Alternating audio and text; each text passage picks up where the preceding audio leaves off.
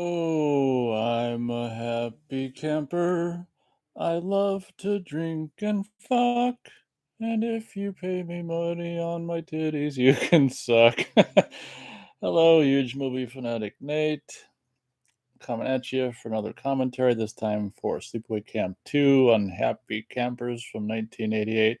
Incidentally, I don't have titties. I was just saying the line from the movie.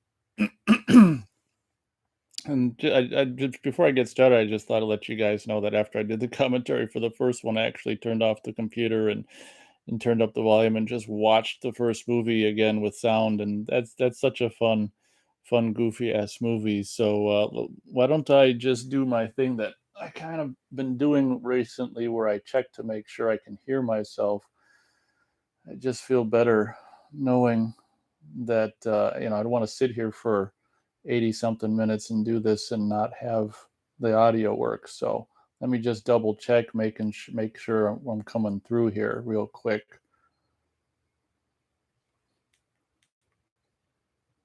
Coming through here real quick. Sounds like I'm coming through here real quick. Through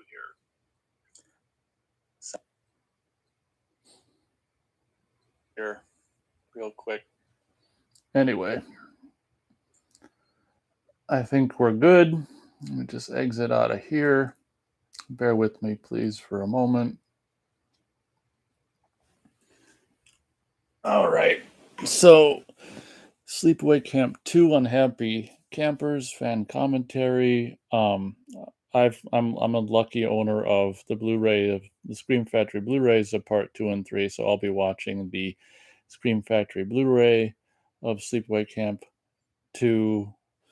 And I guess with no further ado, let's get on with it. There's no point to let things linger and linger. So, pressing play, let's see what I'll let you guys know what I see. So, on the Scream Factory Blu-ray, we've got the MGM logo here, which is kind of annoying because it's never been an MGM movie. That's fading out. We see Jerry Silva presents, fades out, a double Helix Films production, just to get you guys synced, of a Michael A. Simpson film. I don't know if people watch this back with my audio or not, but in case they do, fire fades in, creepy ass campfire, people around the campfire with cool ass lighting with the fog and stuff. So I guess as the movie's starting, I can tell you a little bit about my history with this one. I'm pretty sure I mentioned this on my commentary for the first one. I'm pretty sure I saw Sleepaway Camp 3 first when I was like a tween or a teenager or something like that, just because of the cover art. If you're not familiar with the cover art for, the VHS cover art for Sleepaway Camp 3, it's very appealing to heterosexual males, or I guess gay females, whatever. It's just got the shot of the busty boobs chick holding a knife and a scary victim in the reflection. So I'm pretty sure I saw Sleepaway Camp 3 first, and then my dad and I at some point rented the first one, and I never saw the second one for some reason until, I don't know if it was the mid or late 90s. I ended up buying the VHS previously viewed at a video store. But at any rate, that's my brief history with Sleepaway Camp 2. It's out of the first three, it's my least favorite. I actually like 3 more than 2. I think a lot of people generally like 2 more than 3, but it might have something to do with the fact that I didn't see it until later, until I was older or something like that. But still, looking at it as an adult, I don't know. I like 3 more than 2, not to say I don't like 2 at all. But here we've got the scene where this chick is getting the viewers caught up on what's going on, as we see the character of Angela out creep up in the background there. And it's funny because this girl at the fire is telling the story about unknowingly that the character she's telling the story about is the one right there that wants her to come back to the girls' camp or whatever.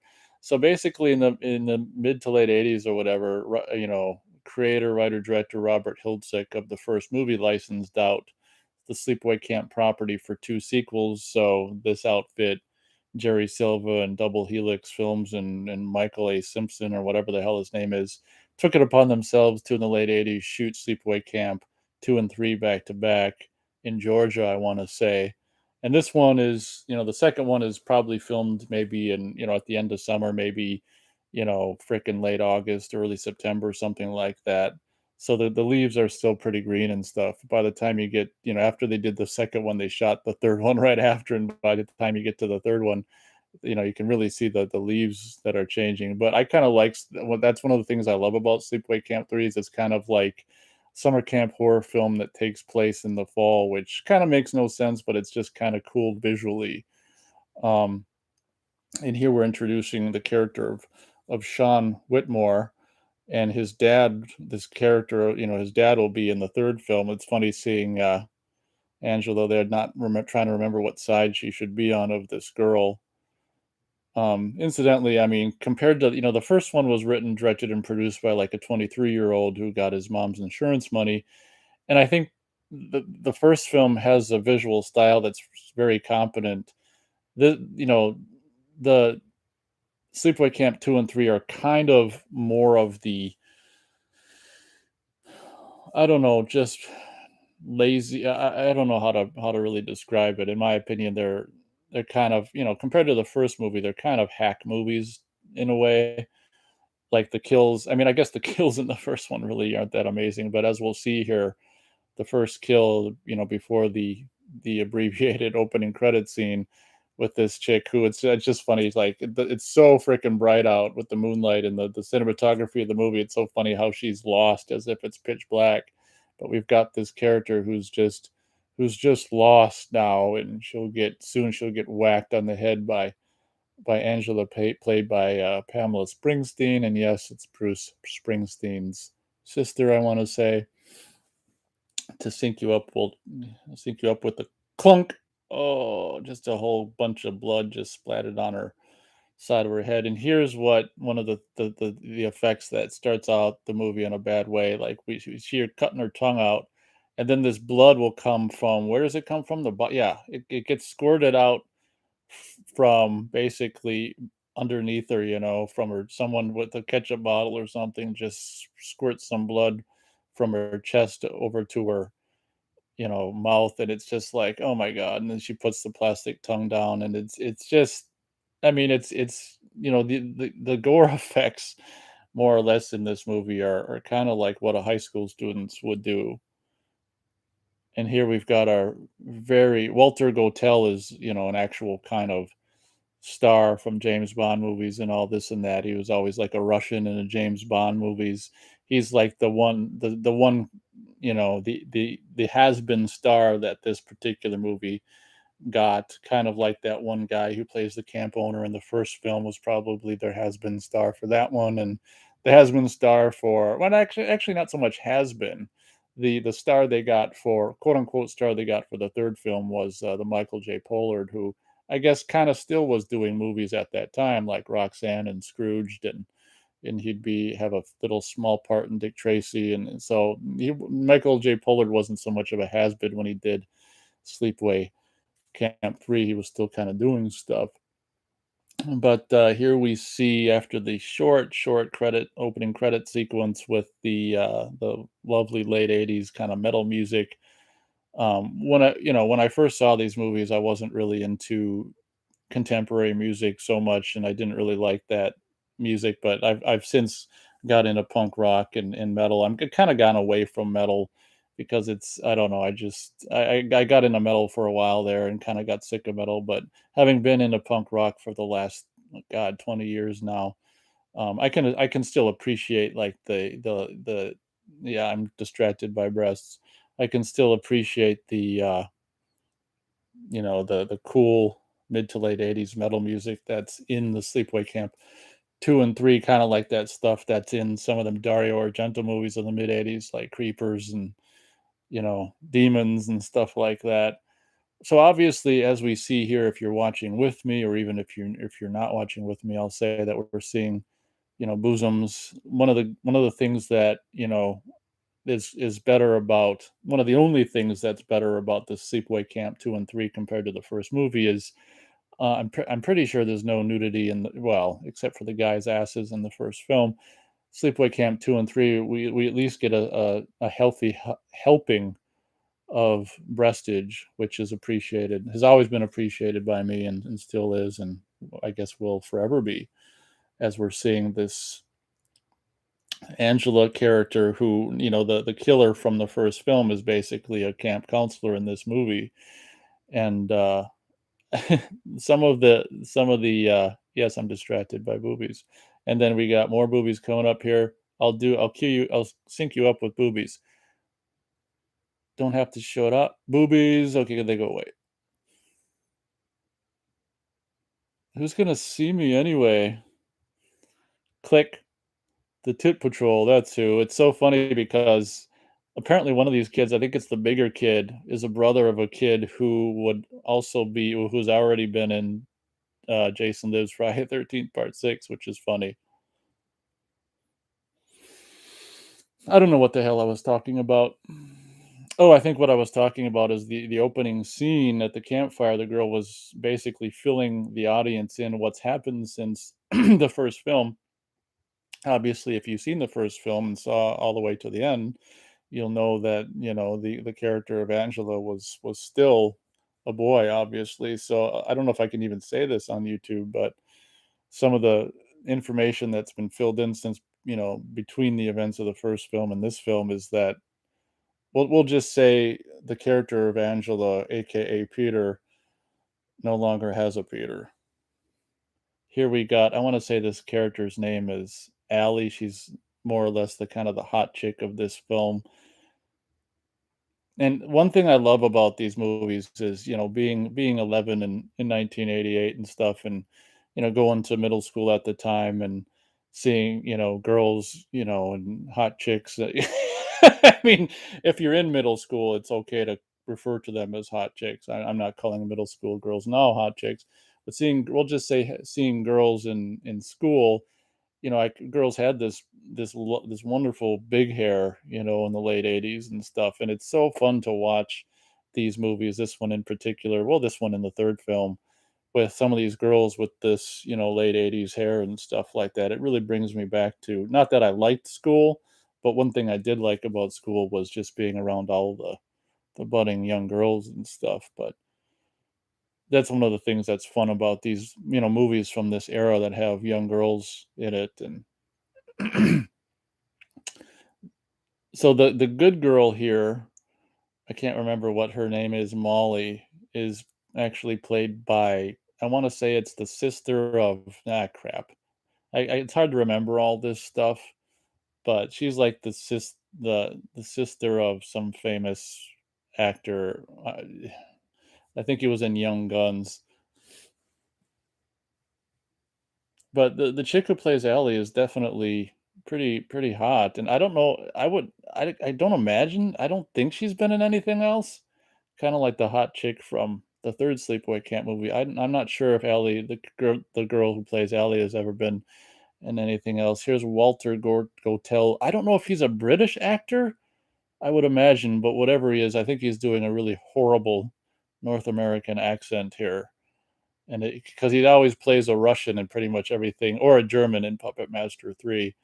So it's funny to see him. I think he's, of European descent. So I think his actual English speaking accent is, something European. So it just seems weird. Sounds weird having him talk with the American accent. So as we see here, the character of Angela, who was the killer in the first film, now, Peter, now Angela, Peterless Angela is now a camp counselor, and now she's just been crowned or counselor of the week, and now they're gonna sing the song, I'm a happy camper, or whatever it's called. They got some interesting dynamics going on in this movie. Not that it's a huge deal, but Ellie has the hots for the hunk guy here, Sean Whitmore. Sean Whitmore is more interested in the nice girl Molly, played by, like I say, the sister of that guy from Young Guns, I think. I'm actually kinda glad I can't hear this right now, this Happy Camper song, in all honesty, because I'm not crazy about it. It's so funny because all these campers are more of they're, they're kind of older. They all look like they're in their late teens or even early 20s, and it's funny how, they're having them sing this kinda kindergarten crap song, which is kinda funny. I don't know if these kids are supposed to be younger than they are, you know? Oh, here's the resident hot one of the resident hot, counselors that these pervert kids are snapping a picture with. The these 2 kids are funny, and in a way, I wish they were in the movie more, um, but I imagine this chick's acting is horrible because she's really not in the movie much. I think this chick here, front and center, this is the most dialogue she has in the movie. We've got a Coca-Cola plug there with the Shit Sisters sitting on top of the Coca-Cola machine. Don't let me forget about, is this TC, this guy with the mullet? Oh my god.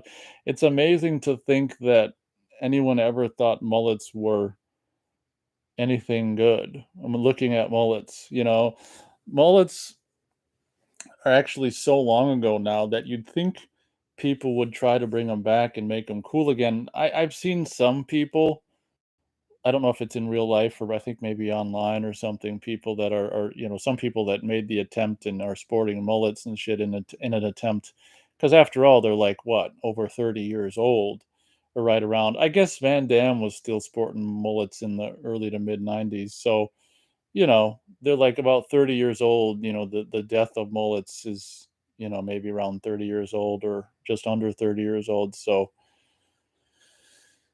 you know how when something's old enough, it becomes new again. So I can't remember if it's in real life or online. I have seen people in recent times trying to, actually sporting a mullet, and I just have to laugh because it's like, yeah, it was a bad idea then and it's still a bad idea now.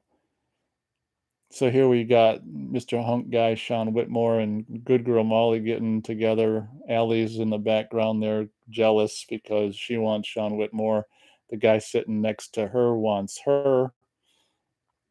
And from what they say in the commentary, that guy was not even 18. So when they did the sex scene together, they had to have a double for that guy because it wouldn't have been legal for the kid, being a minor, to partake in a sex scene where this chick is topless on top of him and stuff. So, what a bummer for that kid to not be able to be a part of the sex scene that his character is having. But I think even if because I saw Sleepaway Camp 3 when I was younger, which is maybe part of the reason why I like it more. But I think even if I'd seen them both at the same time, I'd still think I'd like 3 more than 2. One thing that's better about 2 is it's more in the summer. As we can see, the sun looks still relatively strong and hot, as Allie's being a she's setting up something to try to, get Sean Whitmore's attention as she slips off the bikini top underneath the t-shirt and basically telling him to throw her in the pool by threatening him to not throw her in the pool. They both go in. Her plan all along here was to swim over to Sean and show him some party hats.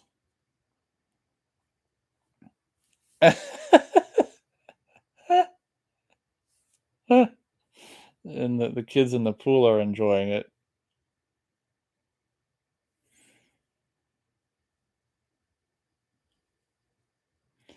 as Sean and whatever her name is there run away, and Allie is pissed off. It's funny, I don't know if I have so much to say about Sleepaway Camp 2, but I'll keep going for the rest of the movie.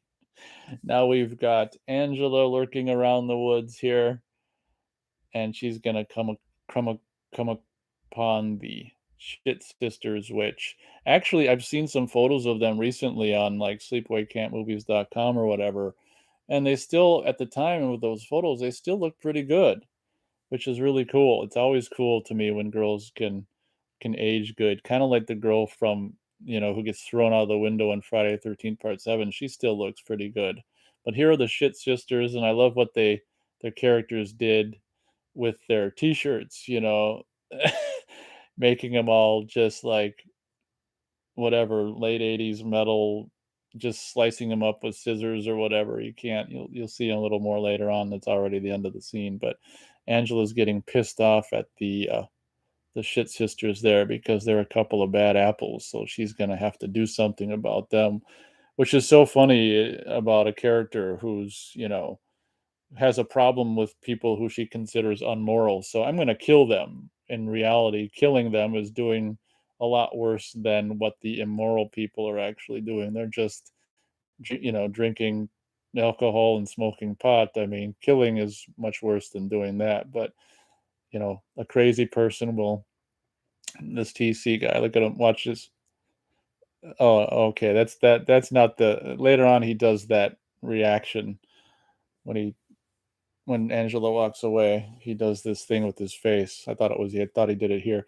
So here comes Angela back. The Shit Sisters must have camped out in the woods, and they're messing around with this one guy, this random guy. But look at how cool the shirt is. They kind of trim the shirt with scissors to make it look like all whatever hippie slash metalhead girl.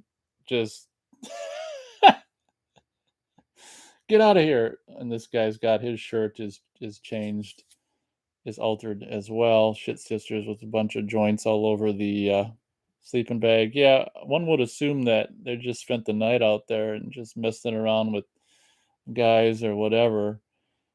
Like I say, I mean, just like with some of the campers in the first film, these girls look like they're, late teens, early 20s. They wouldn't be at summer camp, but we don't mind because we like looking at late teens, early 20s girls. Looks like one of the Shit Sisters have already been burned. This is she's just dumping some gas on the other one here. So by the time they did Sleepaway Camp 2 and 3, obviously Freddy was popular and, making a joke before killing someone is kind of what, Angela does in Sleepaway Camp 2 and 3. She's like, say no to drugs, and then throws the match on the Shit Sister, who's the last remaining Shit Sister, who's covered in gasoline, and she goes up in flames. And once again, I mean, in a kind of a unimpressive kill scene, there is some decent kill. Like, I don't know, the guy who gets his throat slit is probably some of the best gore effects in the movie, but a lot of it is just stuff that a middle school or high school students could do. Here we've got some bitchy camper who actually looks of camping age, more around the age of 15 or 16 years old. Looks a little more realistic. Kind of weird that they did this detail of having this girl just wanting to go, and I don't really understand what it means. Maybe it's, because Angela kills most of the people, maybe they wanted to have, this girl disappear or leave still alive. I don't remember. I can't remember. Yeah, I guess as Angela kills people, um, she tells this guy who's the owner slash runner of this particular camp, the Russian from the James Bond movies, that she sent them home. So when she kills other people, she just says, "I sent them home." I guess they did this one to just show that people actually can leave without dying, I guess. It'd be interesting to know how many days this Walter Gotell or whatever his name is shot on the movie. Probably 1 or 2. So, obviously, as she sends girls slash kills, sends them home slash kills them, the bunks in the girls' cabin here get emptier and emptier, and, she's already killed 3 girls, and 1 wanted to go home, so there's already 3 empty beds.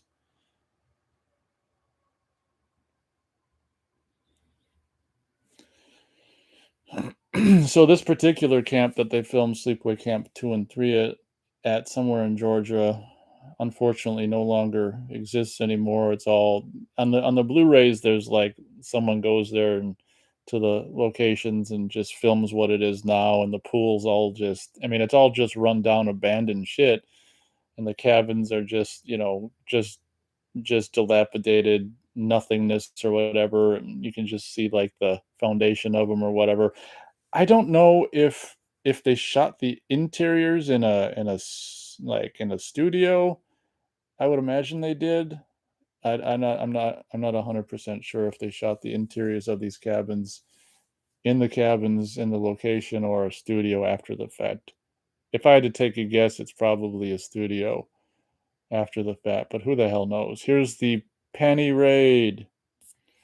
This scene's kind of fun. Just trying to yank him out of her hands there. And this is the guy who has a thing for Allie. Allie's on his back. I think there's some kind of metal music going on here. Yeah, you see the way Angela sneaks in the door with making sure not to be able to see out the door would be one of the ways you might be able to deduce that these interior scenes are filmed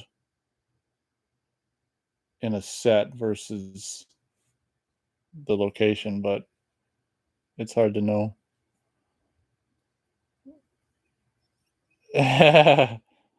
Angela is putting her foot down.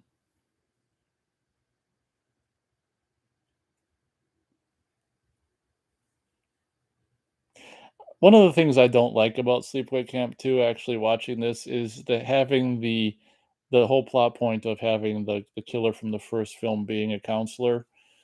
Um, I don't really like that, and that's one of the things I like about the 3rd film is that she's a camper again, which I just don't like her being the counselor because she's all, has this authoritarian, she has this cookie cutter ideal of what she thinks these girls should be like, from the 50s or something. And when none of them measure up to what she hopes or expects them to be, it's like I got to kill them all you know, because they're not acting like girls from the 50s.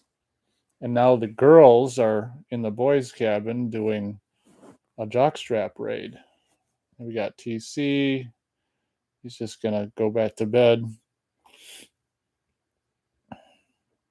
Oh, okay, that's right. So the girls are doing a jockstrap raid, but mostly there because they want their undergarments back. Boobs to sync you guys up.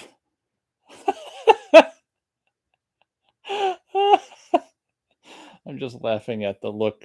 Pamela Springsteen looks a lot like I did when I was 12 years old.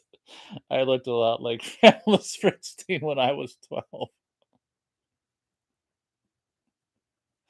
This is probably one of my favorite scenes in the movie. It's all done, or the lead up to it is all done in this one shot, and I like the dialogue here. It's like, "You've been behaving, but if you say you're sorry and promise to behave, I'd really love to have you at the campfire."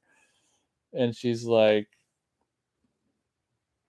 "You don't have to go through life as a tag along." I hate that name. It's Mare. And I can remember girls, like, doing that with their names in the late '80s.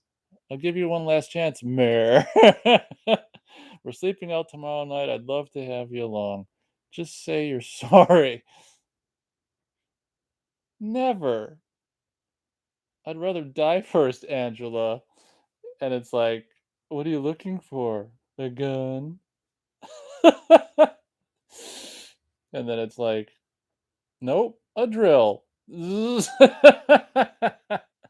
Once again, we got just blood squirting from a completely different direction than the where the drill bit is, but that's okay. It's a Z grade horror movie. But I like that interaction and that dialogue and how they just played it all in that one shot. Like I say, it's just goofy that she's just killing these people for just doing things like, you know, drink and get high and flashing tits and stuff.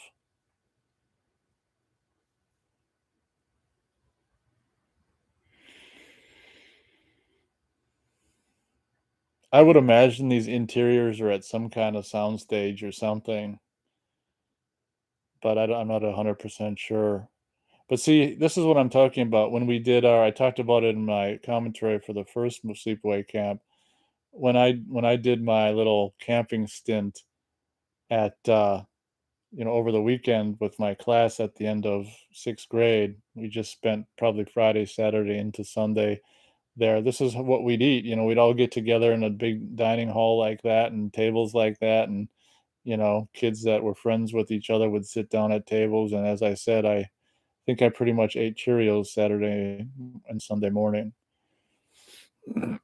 But this dining hall here reminds me of what it was like to eat um, breakfast at that campsite when the whole class went there over the weekend when I was at the end of sixth grade.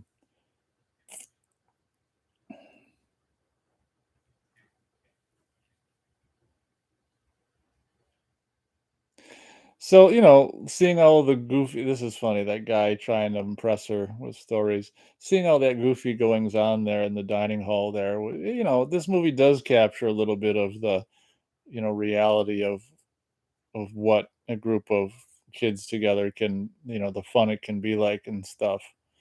So it's competent to a certain extent in those regards. Here we're introduced to Angela's shack out in the woods where we'll see that later on, but this is the first time we've seen it. The character Angela will go up there to be alone or whatnot. Yeah, it's probably September when they're filming this. You can see the leaves starting to turn.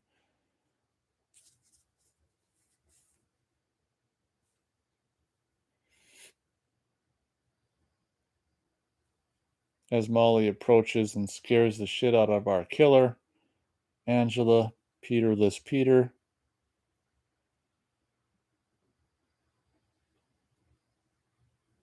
Oh, I'm just trying to rack my brain. This is the sister of that guy from Young Guns. I can't remember his name.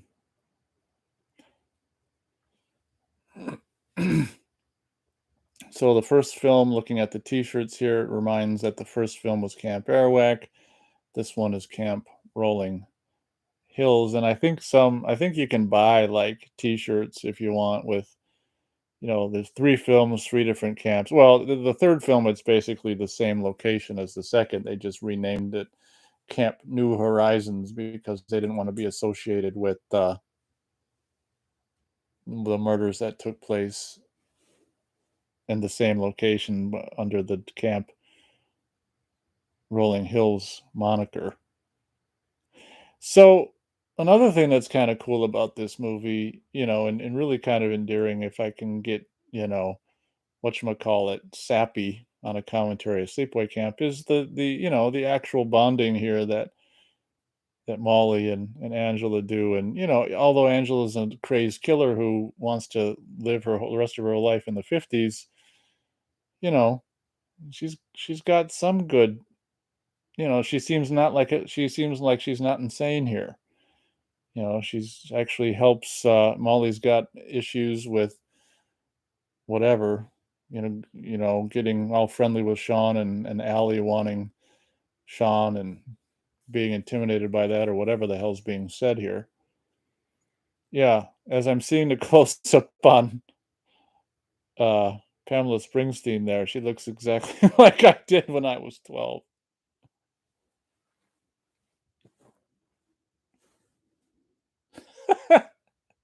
I don't know if that's saying something bad for me or for her. I don't know. Wonder how old she can't be that old here.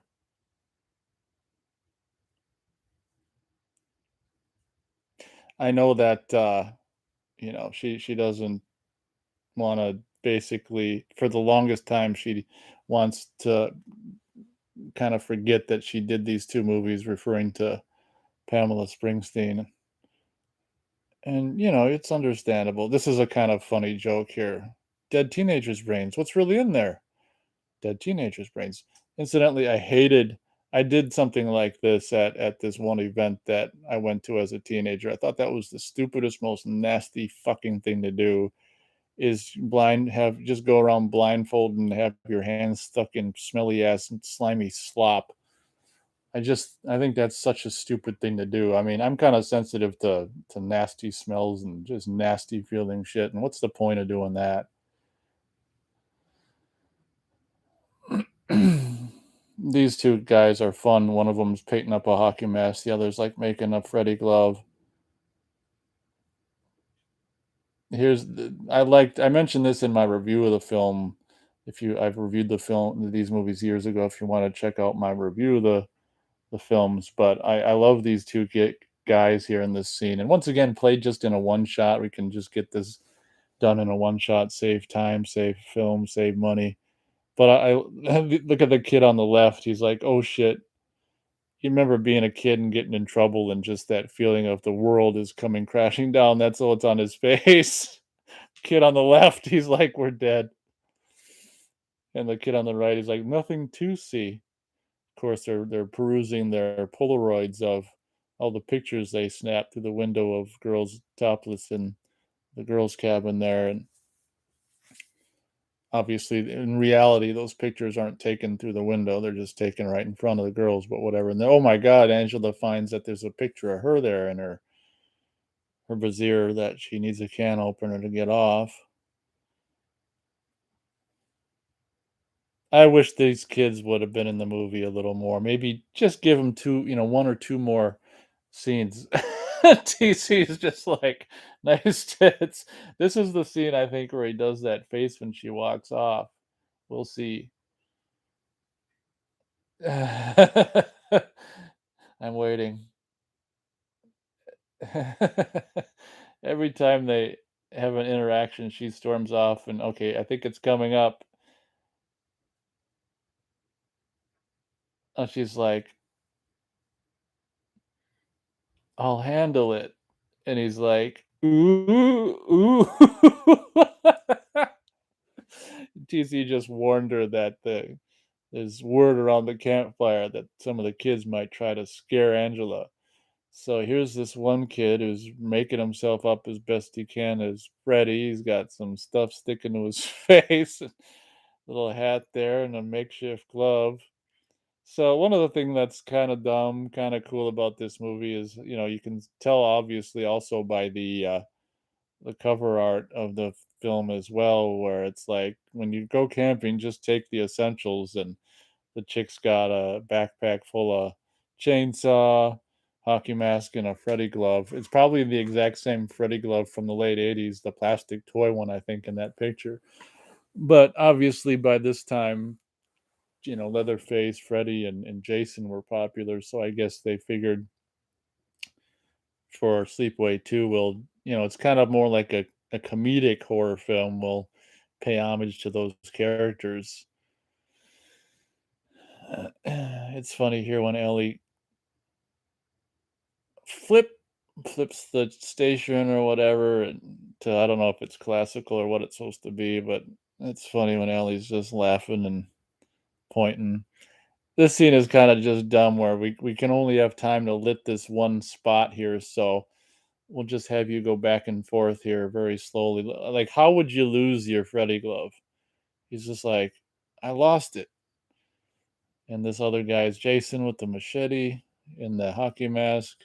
In my review of, I think, the second and third sleepaway camps, I showcase I've got one of those same kind of, I don't know, it's kind of a makeshift hockey mask. Yeah, nice butt there, buddy. Okay, this is kinda dumb. So Angela's oh, there it is, but she's wearing it. "Oh, where'd you find it?" And then swipe. This is probably some of the best gore in the movie. We've actually got kind of a Tom Savini-esque throat slash with blood come out of the bottom. Problem is he, like, covers it up right away, so it's almost a wasted effect almost, but just almost. Meanwhile, his buddy out here with the hockey mask and machete. Yeah, I have that same thing, that same hockey mask, or I don't know what it's called, but it's more like probably like a, I don't know. Anyway, it's a hockey-ish kind of a mask thingy.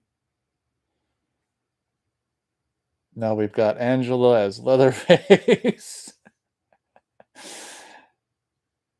Yeah, it's like I don't know how I feel about these, oh, he's like, "Alright, we get to" "Oh, what'd you do that for?" "Oh, shit, shit." Um, Once again here, we'll just have him land on the ground, she comes down, chainsaw goes down, and we're just simply gonna splatter blood all over her face. So what I was saying was I'm not exactly sure how I feel about the just paying homage to Leatherface and Jason and Freddy in this movie, but whatever. I do love these kinda nighttime campfire scenes, and I wish, they could last a little longer than they do, because I 'cause I'm a huge fan of just, having fires at night, and I just I could just watch a whole movie that you just call it The Fire, and it just takes place around a campfire. So, these scenes could just go on and on for me, and I'd be fine with it. Alright, so now we're in basically, the Mr. Minor and the guy who's actually not even 18, I guess, from what they say in the commentary, who wants the character of Allie is getting his wish. I would imagine that some of this isn't really him. Well, maybe this could be him when she's got her clothes on. It's hard to say. It's not like I can identify him by his legs, but this is kind of funny how they do this and almost knocking the candle over. And yeah, I don't know if that 17-year-old kid could partake in this. Probably not. Maybe this is his double here. It's hard to say. Even if she's clothed while this is going on, it's hard to say. This is just ridiculous. Once again, I'm pretty sure there's, like, metal music playing on their little boombox there. Yeah, well, this has to be the double because her boobies come out.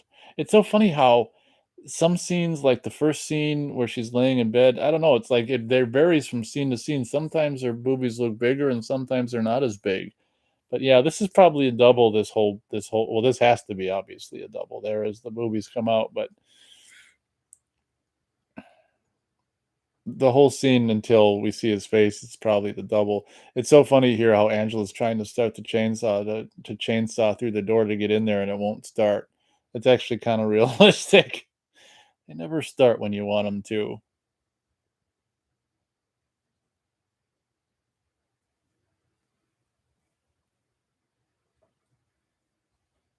Angela looking like a bank robber there.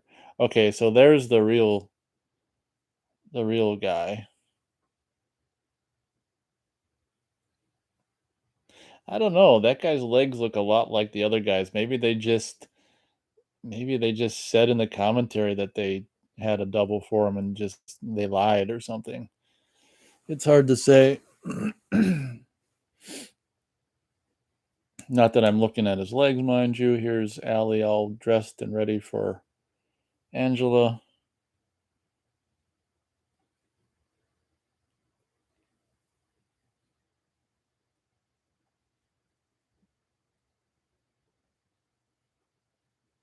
Yeah, once again, Allie with her big 80s hair just brings me back.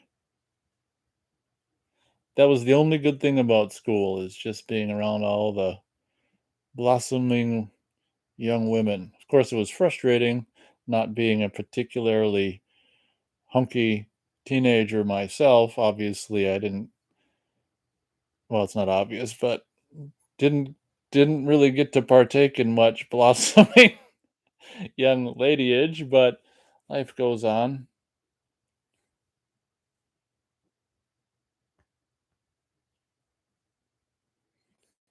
Here's Allie just being a bitch to Molly here. She hates Molly because Sean likes Molly. I think a fly gets in front of Allie's face here, and she like swats it away. And I think they put a fly sound effect in. It's coming up, ain't it? Is he Scroogey yet? It's none of your business. Didn't think he had. He's a lousy lay. He'd be perfect together. Just leave me alone. There's the fly. Oh my god. Yeah, that's another thing I'm not so crazy about this movie. It's just the drama between, Allie and Molly, and it's just like, blah, blah, blah. I don't think there's any of that in the 3rd film, so I could just as soon do without that crap, and, you know, I guess the reason obviously why Angela is kind of a friend of Molly is because she is the girl from the '50s in Angela's eyes, just innocent and doesn't curse, doesn't do drugs, doesn't drink, just innocent girl from the '50s. So Angela, you know, is okay with her and even tries to help her a little bit in her own twisted way.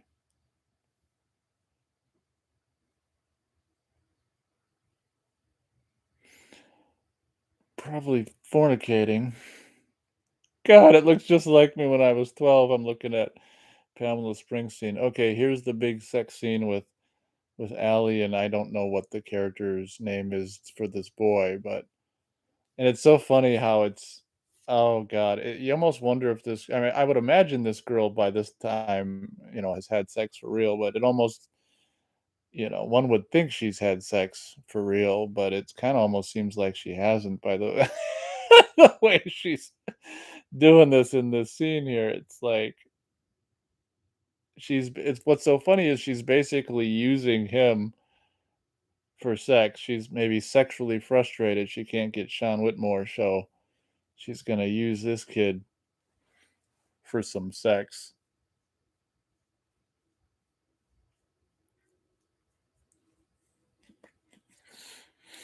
And what's so funny is afterward she's like, "You don't have AIDS or anything, do you?" And that's kind of like the first film. That's realistic. I mean, people are that stupid to ask important questions after the fact.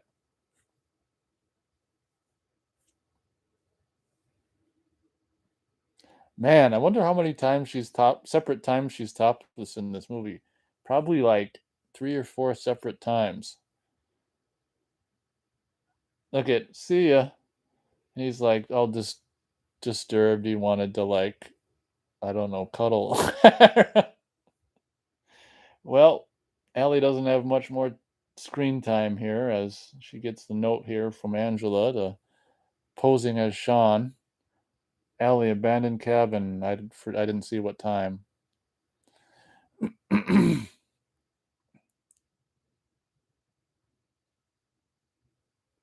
Yeah, looking at this hot chick in the mirror is definitely frustrating going to middle school and high school and seeing all that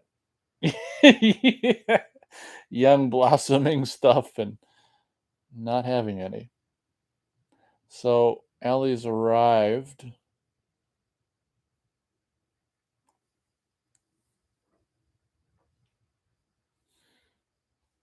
or I guess is on her way to arrive. She just stopped to double check the note halfway there. So this is, as we've already established, the Angela's kind of hideaway, empty cabin shack that she goes to be alone and meditate and store bodies.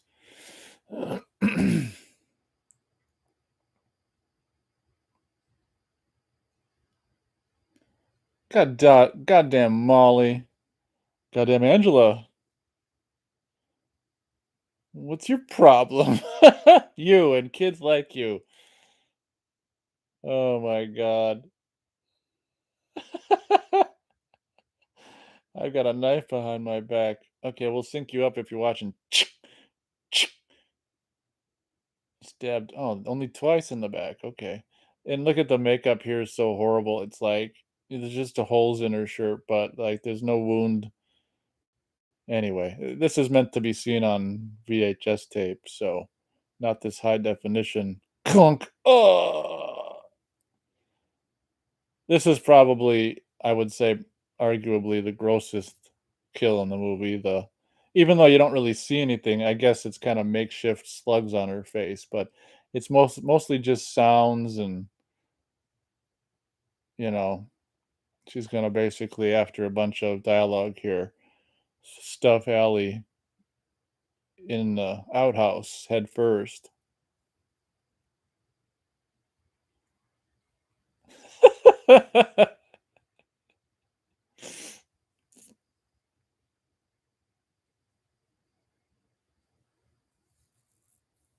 That's so funny because, I mean, Allie's so much more, like, athletic looking and stuff than Pamela Springsteen, like, it's just so phony that, Pamela's little skinny old Pamela Springsteen could even force her down into a shitter outhouse, you know?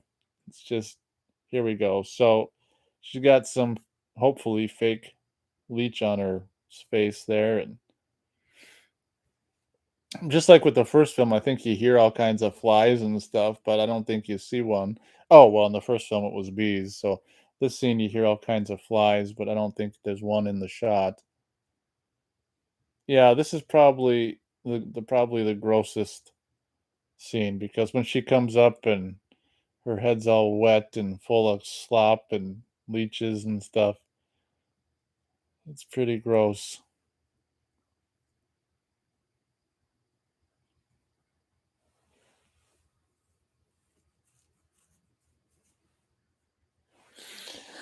So, Allie's gone. Oh, the 2 kids with the bucket there. I don't know if I ever noticed that.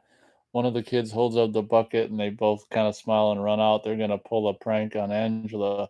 Not sure I ever noticed that before. That's kinda cool to see something new in a movie that I've, been a part of my life for decades.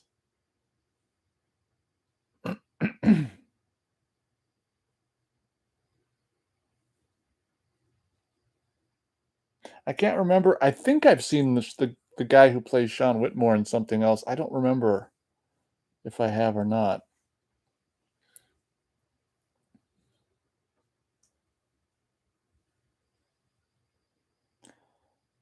This guy, I don't know his name, the guy who screwed or got used by Allie, getting a little, whatchamacallit, advice from Sean Whitmore. And Sean Whitmore is telling him that he almost went to Camp Arawak and his dad didn't have enough money. Too bad his dad had enough money for this camp because now he's gonna get his head chopped off.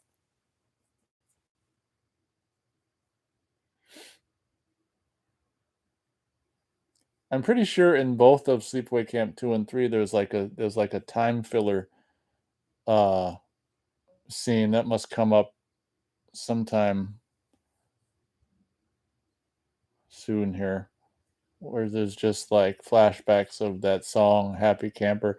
Here's the kids rigging this pail to spill on Angela.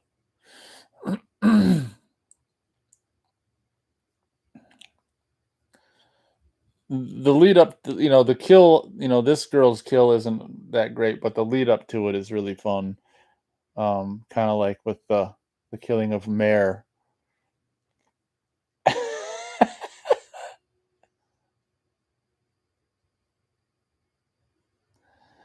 This girl's basically revealing that she tried to call and, you know, some of the houses of some of the campers that Angela said she sent home, and they say that the girls are still there, and this is where Angela's like, "Well, I better kill her too because she's finding out too much info." And while the girl's talking, Angela's looking around for a weapon, and you know, I think this scene and kind of like the scene that leads up to the death of Mare in being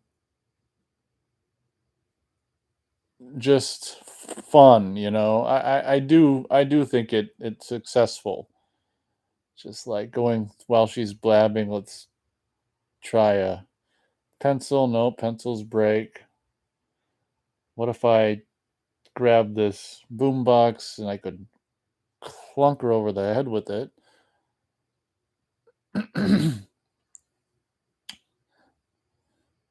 I'll brush my hair. So this is one of the, like I say, the kill itself ain't no nothing, but the lead up to it's fun.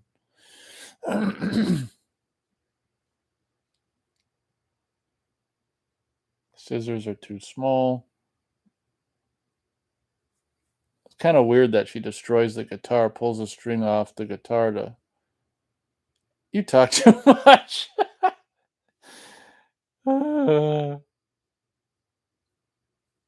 Yeah, there are a couple videos of me on the channel at of the age of 12. I'm not sure offhand what they're called, but I tell you to go look at them and go see 12-year-old me and how much I looked like Pamela Springsteen does in this movie. It's so funny.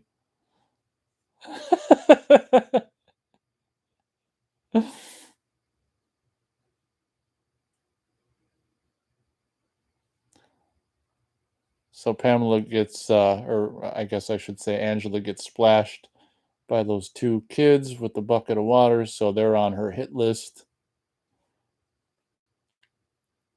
Oh, here comes this girl. I can't remember her name, but she's the girl who's always saying, "I'm gonna tell," the tattletale girl. And, really, there's really no reason for Angela to even kill her other than she's gonna find out that she killed this other girl if she doesn't kill her, I guess. This movie.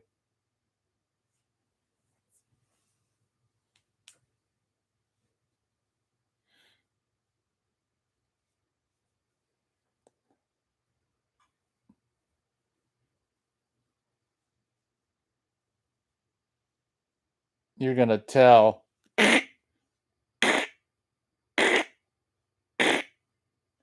I think she says some corny one-liner there, I can't remember. "Oh, oh, oh, oh, oh." There's the moon.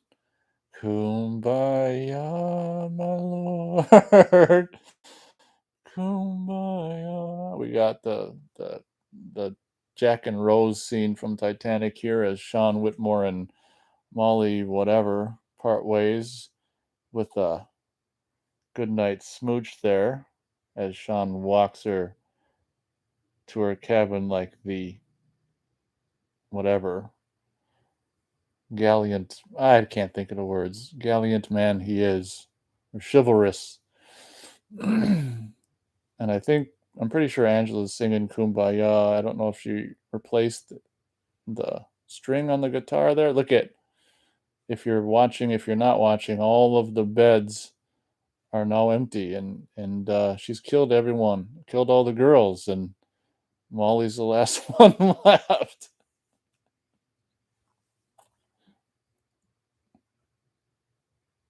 I think this is the only scene where Pamela's got like her hair down.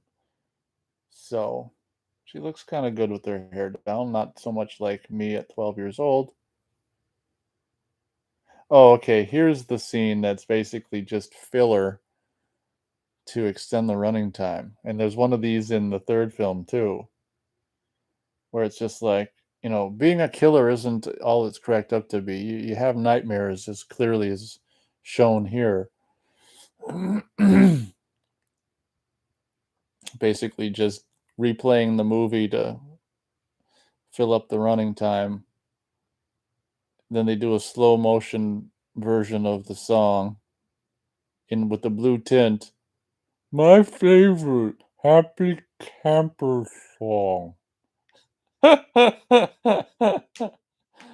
So it's like the kills, don't forget the hand movements. And then they show the hand open. That's funny. Oh god, that's funny. Oh, I'm a happy camper. I love the summer sun. Uh, I don't know the lyrics. I'm always having fun. Fun. Oh, I'm a happy camper. I love the clear blue sky. Where's the rest of it? I don't know. I mean, they just showed that kill was in the movie. And with the I don't know what she's saying. Oh god. You're great. You're more fucked up than I thought. So being a killer isn't all fun and games, as we can see here. They're played with nightmares.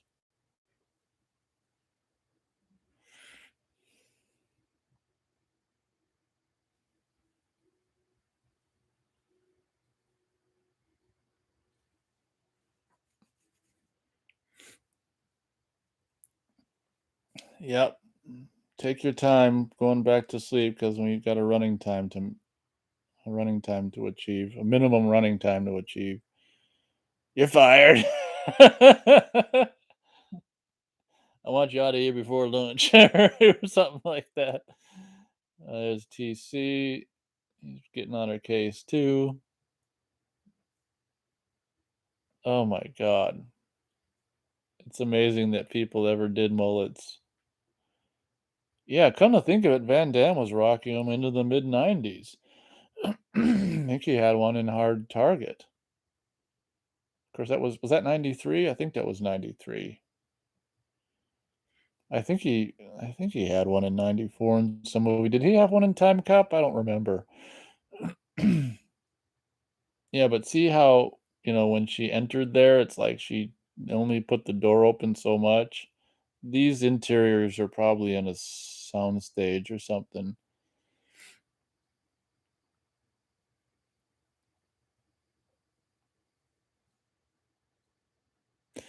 Oh, okay, so now Angela's just been fired by TC, and I can't remember what the name of the guy from the Bond movies, his character name is in this movie. Bucket's still hanging there from the prank the night before. Oh, poor Angela. She's gonna go to her shack in the woods.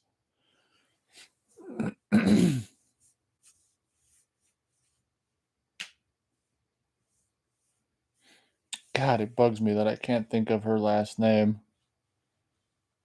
Molly, the girl who plays her sister, the guy from Young Guns. Her dad was is an actor as well.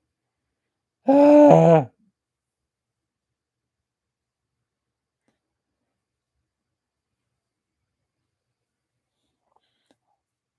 Yeah, I guess I don't have a terribly much to say about Sleepaway Camp 2,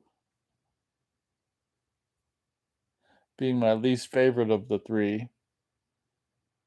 This is kind of the not so terribly interesting portion where Angela is distraught after being fired, and Molly wants to do something to help and asks Sean to help, and he doesn't really wanna help, and I'm pretty sure I saw that guy in some other movie, I don't know.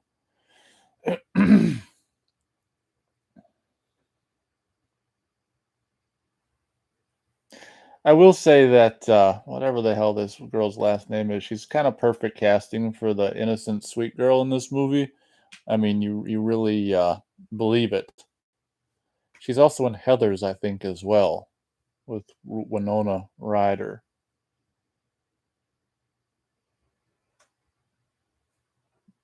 Yeah, look at the leaves. Some of the leaves are really turning in that establishing shot of Angela's shack.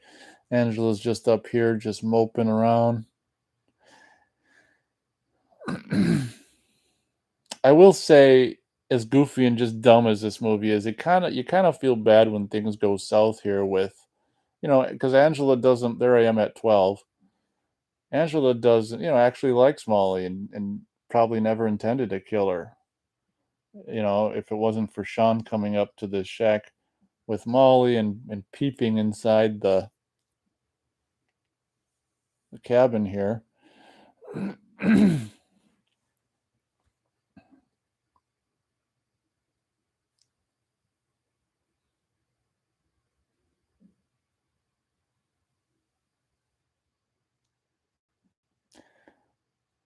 Yeah.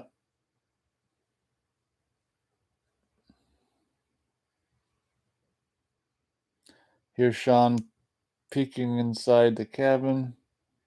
Uh-oh. Angela's skeletons in her closet are being revealed. These are what's kinda cool about Sleepaway Camp 2 and 3 is the dead body reveals at the end, and that's kind of fun. Smack, smack, smack. Oh, I thought she was gonna hit again. Oh, this is where you actually, every time I watch this, I actually feel bad for Molly. It's just like, oh shit.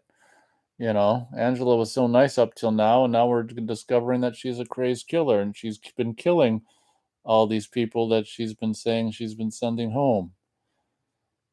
And you're just like, Molly doesn't deserve this, although I guess she doesn't intend to kill her, but then she ends up chopping off Sean's head.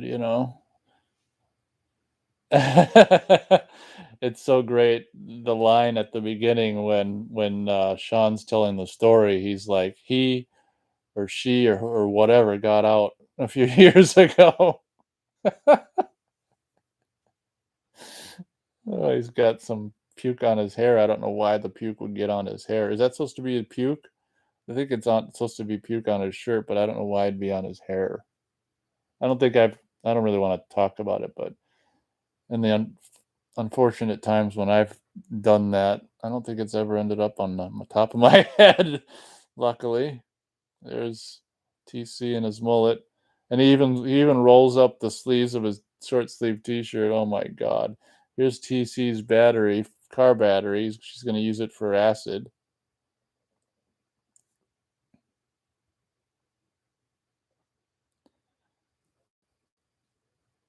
The TC actor's got a. Oh, he almost whacks his own face with the door. You see how he snuck in the door like that? That means the exterior location probably had nothing inside, and he has to, oh, TC with acid on the face. Oh, it's so funny seeing that corpse in the background in the sleeping bag with the this flesh burnt off the face. She's saying some kind of clever line there.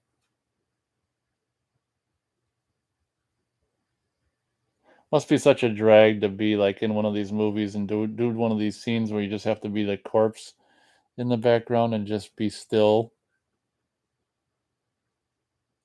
Now we're gonna feed Molly with the gag in her mouth. Makes sense.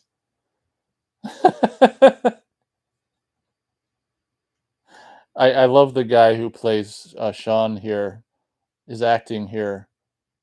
He's like, he's Angela. You're Angela Baker. I should have called you Peter. I really like his performance here and his face. If you're not seeing what I'm seeing, I'm just laughing at his expression. It's like tough guy, pissed off expression.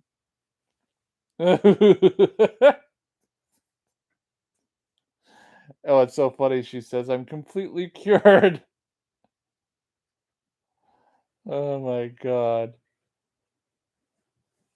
There it is. I'm completely cured. And he's laughing because he's in this cabin full of her victims. There are some funny bits in this movie, but some of it's boring.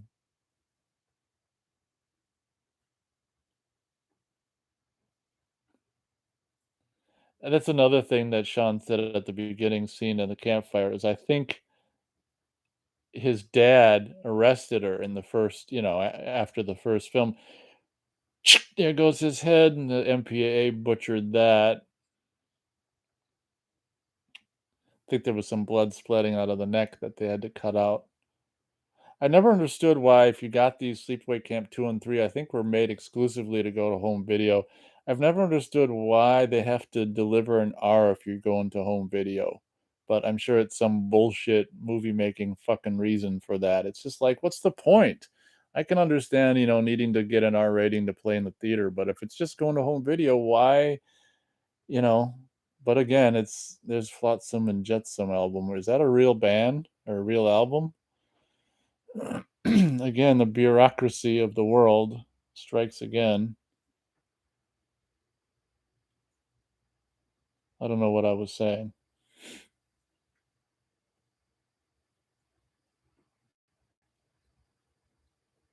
Oh, I was saying that at the beginning of the movie, Sean Whitmore character was saying that obviously it didn't happen in the first movie, but I think he said my dad's a cop. He helped arrest her.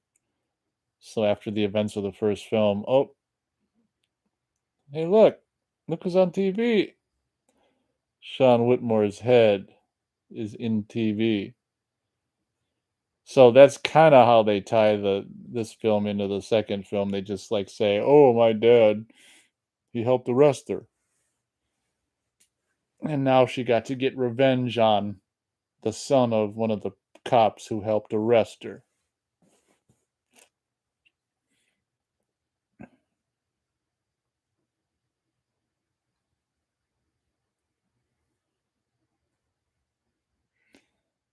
I think what's her name here? Oh, Sutherland. Is her name is it the Sutherland family? Yeah, I think her name might be yeah, her dad's Donald Sutherland and she might be something or other Sutherland. Trying to oh, here's one of these guys with the cut off T. Did they show him again? I think so. He's got the cut off T where it's like those guys in the first sleepaway camp. Oh my god, yep. He's got his cut off T as Molly tries to escape. Yeah, was it Renee Sutherland? It might be. Molly pulls free. I wonder what Angela's intentions with Molly were. I mean, I don't think she ever wanted her to die. That's kinda cool with her sweatshirt all bloody. Angela's, like, camp, Rolling Hills, all sweatshirt all bloody. Clunk, clunk, clunk.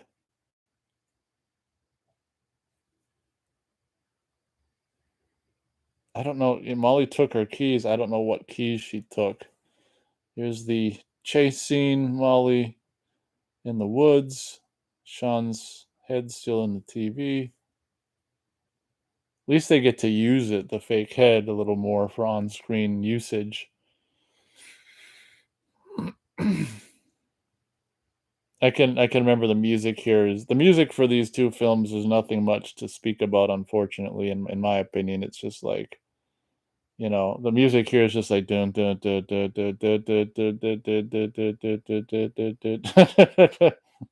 Like, the music in the first movie is just classic, and I did look up on YouTube and, Sleepaway Camp OST, and I couldn't find anything other than just people just putting the opening credits, probably just taking it off the movie and, you know, I don't think there is an official release of the Sleepaway Camp score, which is, like, tragic to me. I mean, it's possible that, you know, it doesn't even exist the tapes don't even exist anymore, which would be tragic.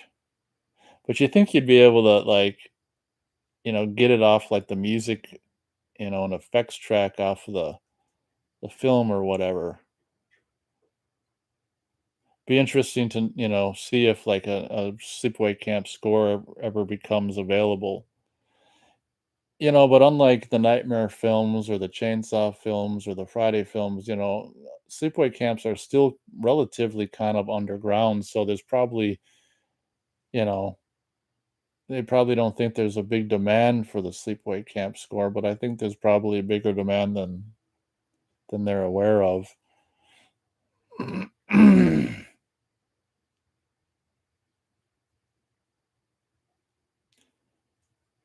Chase scene.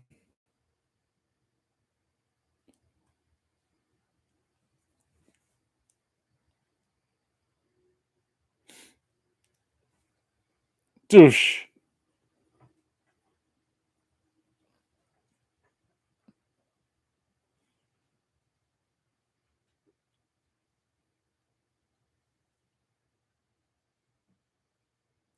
Oh no, Molly's gonna fall off the hill.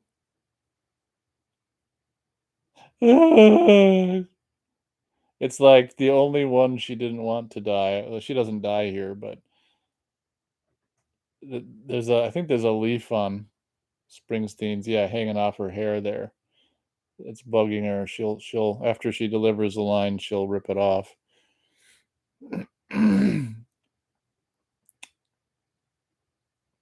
Get rid of those leaves. It'd be cool if, they could make like a figure for they could just do one figure for oh, there's that sexy chick again. They could just do one figure for Sleepaway Camp 2 and 3 and just have like, all of the accessories, and they could have the version the NECA figure could have the alternate head. You could have the head for part 2 and the head for part 3 with the wig on, and stuff. I guess the only thing that'd be difficult is they wear different shirts for different camps. As we discover that kid hanging with the thing shoved in. Ooh! Walter Gotel with his hand cut off.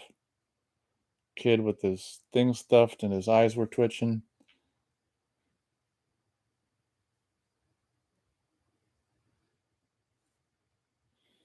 Day for night shot of Molly there waking up. Oh, yeah. This is definitely my least favorite of the first three, as I said.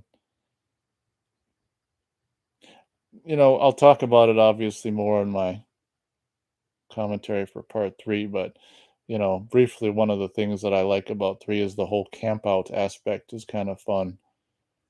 And also the fall foliage is actually kind of pretty. So winding down here, we're already an hour and 15 minutes in to Sleepaway Camp 2. It ends. So that's funny. Here's this country western chick who takes the movie out in a comedic fashion.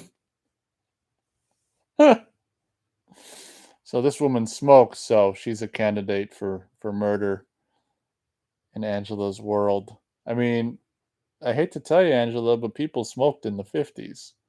So it's like even if you do act like people from the 50s, you're still not good enough.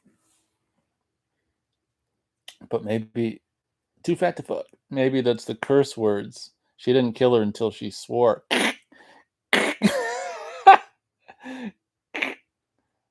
Oh my god. Yeah, the way this movie wraps up is just so like, I don't know what. So Angela's just gonna kill this woman driving a truck. Molly's gonna come out of the woods. I like the lighting here though. Lighting is good. It's actually night versus day for night. And Angela's gonna pull up and Molly thinks it's, someone else that can actually help. And then we've got the end of the movie where Angela's got the cowboy hat. Howdy, partner.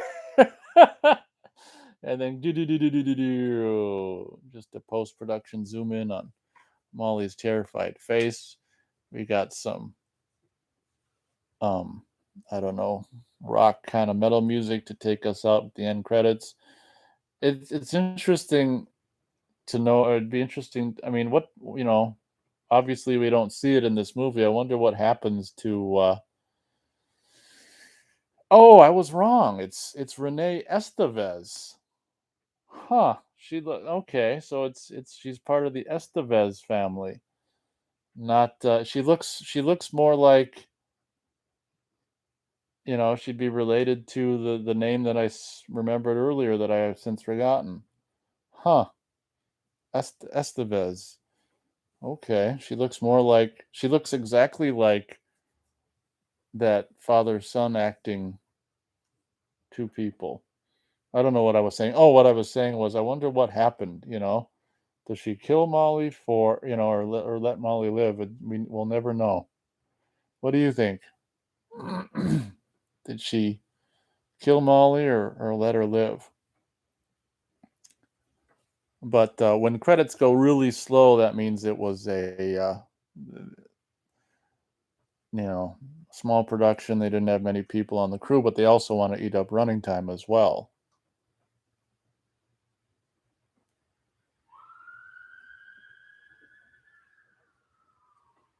So, arguably, not a whole hell of a lot to say about Sleepaway Camp 2. I feel like maybe this is one of the more or less interesting commentaries I've done, but I can't, fake it. If there's nothing to say, there's nothing to say. Um, Hopefully, I've got a little more to say with the third film. I think the commentary for the third one will be hopefully better because I like it more.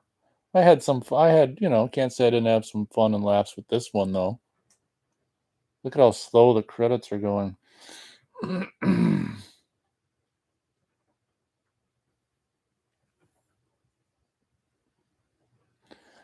The police and fire department of the city of Bremen, Georgia. The prop shop.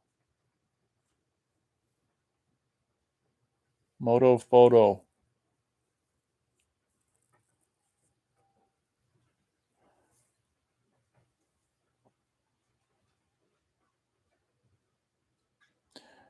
Georgia Film and Videotape Office. Special thanks to Bill, Mark, and Tony for making it possible. We don't even know what it is. Oh, yeah, there's one of the songs. Straight between the eyes.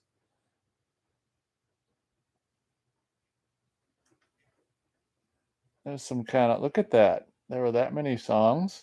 I would imagine these songs would be findable. I know that the opening credit song used to be, probably still is. Thank you for reading the credits, they said. Don't mention it. All right. Well, as the film comes to a close, I guess that pretty much does it for me watching Sleepaway Camp 2. I did my best. Some of it's kind of boring and not so interesting, and this or that, or B movie character stuff going on. Not a lot to say. Hopefully, as I said, okay. Good night, campers. Hopefully, my commentary for the third one will be a little more entertaining, but what the hell? You didn't have to pay to listen to this, so whatever. I'll try to do three. It occurred to me I gotta keep or I gotta stop, um, saying when I'll do commentaries because then I feel like I gotta do that, and so I'll stop saying when I'll try to do three, and I'll just do the commentary for three whenever I get to the commentary for three. So how does that sound? But I hope to do it sooner than later. Thank you very much for listening to the commentary, and just like always, we'll catch you on the next one. Good night, campers.